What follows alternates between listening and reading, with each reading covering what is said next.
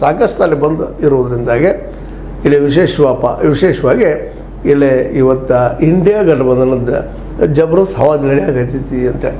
ಈಗ ಆದಂಥ 13 ಕ್ಷೇತ್ರಗಳಲ್ಲಿ ವಿಶೇಷ ಮುಂದೆ ಯಾವುದಪ್ಪ ಅಂದ್ರೆ ಈ ಒಂದು ಇಂಡಿಯಾ ಸಂಘಟನೆ ಅದಪ್ಪ ಅಂತೇಳಿ, ಮಹಾವಿಕಾಸ್ ಅಘಾಡಿ ಸಂಘಟನೆ ಮುಂದದ ಅನ್ನುವಂಥ ಮಾತುಗಳು ಕೇಳಿ ಬರ್ತಾ ಇದ್ದಾವೆ.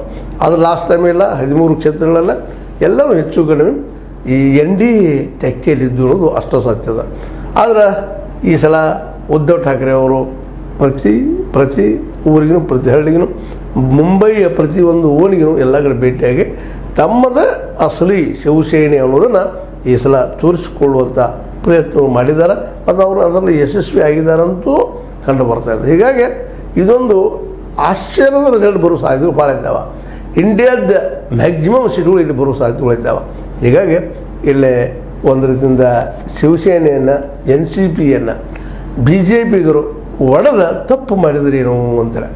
ಯಾಕಂದ್ರೆ ಶಿವಸೇನೆಗೆ ಅದರಲ್ಲೂ ಉದ್ಧವ್ ಠಾಕ್ರೆ ಅವರಿಗೆ ಮುಖ್ಯಮಂತ್ರಿ ಸ್ಥಾನವನ್ನು ಬಿಟ್ಟುಕೊಟ್ಟಿದ್ರೆ ಆವತ್ತು ನಮ್ಮ ಉದ್ಧವ್ ಠಾಕ್ರೆ ಅವರು ಈ ಇಂಡಿಯಾ ಗಠಬಂಧನ ಕಡೆ ಅದು ಸಂಘಟನೆಗಳ ಬರೋ ವಿಚಾರ ಬರ್ತಿರಲಿಲ್ಲ, ಅದನ್ನು ಮಾಡಲಿಲ್ಲ. ತಮ್ಮವರ ಮುಖ್ಯಮಂತ್ರಿ ಆಗೋದು ಪ್ರಯತ್ನ ಮಾಡಿದರು, ಕೊನೆಗೆ ಅವರೂ ಆಗಲಿಲ್ಲ. ಶಿಂದೆ ಅವ್ರದ್ದು ಹೊಡೆದ್ರು, ಶಿಂದೆ ಅವ್ರು ತಂದರು, ಅವ್ರನ್ನ ಚೀಫ್ ಮಿನಿಸ್ಟರ್ ಮಾಡಿದರು.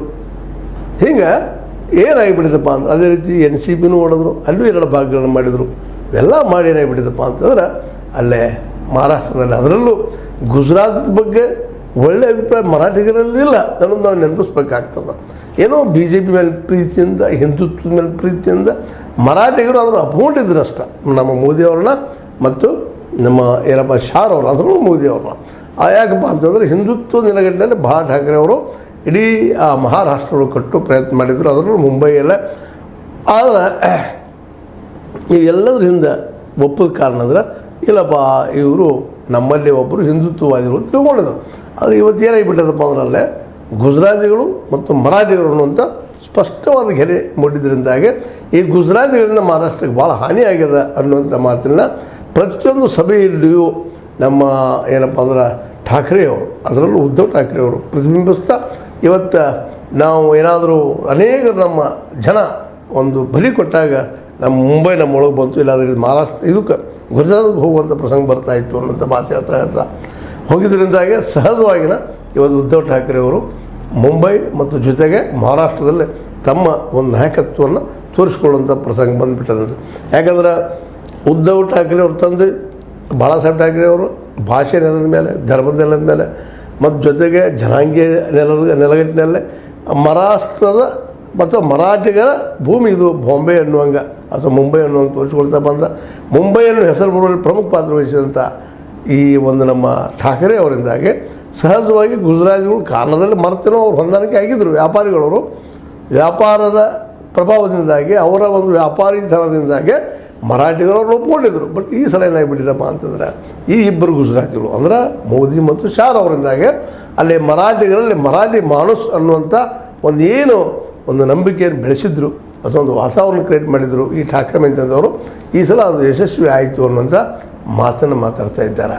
ಯಾಕಂದ್ರೆ ಯಾವಾಗ BJP ಇದ್ದಿದ್ದು ಈ ಒಂದು ಶಿವಸೇನೆಯ ಕೆಳತನವನ್ನು ಬಿಟ್ಟು ಹೊರಬಂತು, ಅಷ್ಟೇ ಅಲ್ಲ ಆ ಪಾರ್ಟಿ ಹೊಡೆಯುವಂಥ ಪ್ರಯತ್ನ ಮಾಡಿತು. ಹೀಗಾಗಿ ಅಲ್ಲಿ ಒಬ್ಬ ಮೋದಿ ಮತ್ತು ಶಾ ಅವರು ಆ್ಯಂಟಿ ಹೀರೋ ಆಗಿ ಕಾಣೋದ್ರಿಂದಾಗಿ ಈ ಮಹಾರಾಷ್ಟ್ರದಲ್ಲಿ ವಿಶೇಷವಾಗಿ ಈ ನಾಳೆ ಬರೋ 4ನೇ ತಾರೀಕಿಗೆ ಜೂನ್ 4ಕ್ಕೆ ಒಂದು ಏನಪ್ಪ ಅಂದ್ರೆ ಮೋದಿ ಮತ್ತು ಅವ್ರ ಪಕ್ಷಕ್ಕೆ ಒಂದು ಸಂದೇಶ ಹೋಗುವ ಸಾಧ್ಯತೆಗಳು ಎಲ್ಲ ಇದ್ದಾವೆ.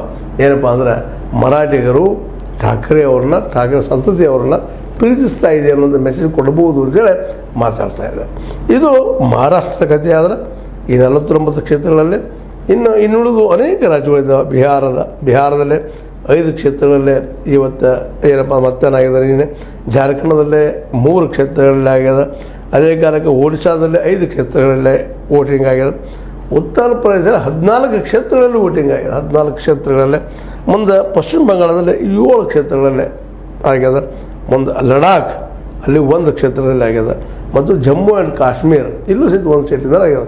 ಹಿಂಗೆ ಒಟ್ಟಾರೆ 49 ಸೀಟ್ಗಳ ಮೇಲೆ ನಡೆದಂಥ ಈ ಒಂದು ಮತದಾನ ಇವತ್ತು ಇಂಡಿಯಾಗೆ ಹೆಚ್ಚಿನ ಒಂದು ಏನಪ್ಪ ಅಂದ್ರೆ ಬಲ ತಂದುಕೊಡೋ ಸಾಧ್ಯತೆಗಳು ಎಲ್ಲ ಇದ್ದಾವೆ ಅಂತೇಳಿ ಚರ್ಚೆ ನಡೀತಾ ಇದ್ದಾವೆ. ಇನ್ನು ಬಿಹಾರದಲ್ಲೇ ಈ ಒಂದು ಮಹಾರಾಷ್ಟ್ರದಲ್ಲಿ ಆದಷ್ಟು ದೊಡ್ಡ ಬದಲಾವಣೆ ಆಗ್ಯದ ಈ 5 ಕ್ಷೇತ್ರಗಳಲ್ಲಿ ಅಂತ ಹೇಳೋಕ್ಕಾಗೋದಿಲ್ಲ. ಯಾಕಂದ್ರೆ ಇಲ್ಲೇ